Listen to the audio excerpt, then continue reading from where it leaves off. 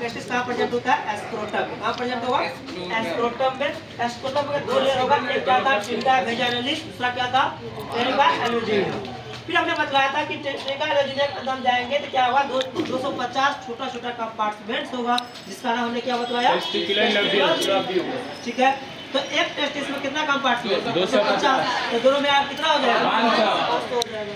फिर इसके अंदर क्या जाएंगे? एक हाईली क्वाइल्ड सेमीफेरस ट्यूब्यूल्स होता है। वो कितना होता है? 1 से 3। तो मतलब एक टेस्टिस में मैक्सिमम सेमीफेरस ट्यूब्यूल्स कितना हो सकता है?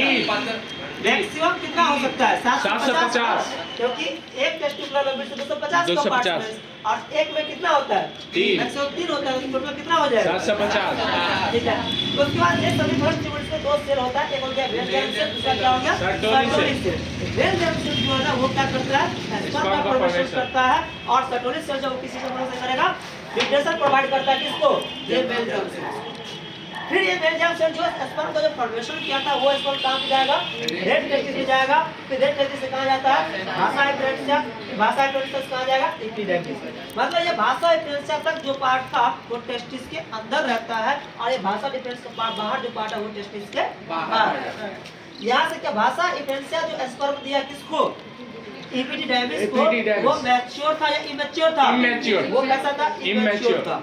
मतलब अब स्पर्म एपिडाइमिस में आके थोड़ी देर रुकेगा, रुकने के बाद वो क्या होगा? मैच्योर होगा। ठीक है। फिर एपिडाइमिस जब देखेगा भाई अब स्पर्म मैच्योर हो गया, अब वो किसको डिलीवर कर देगा?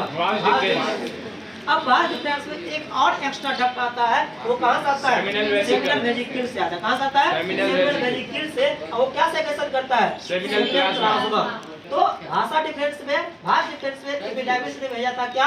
स्पर्म। वो कैसा स्पर्म था? मैच्योर स्पर्म था। और इधर से सेमिनल प्लाज्मा आया, दोनों मिलकर क्या बनाया?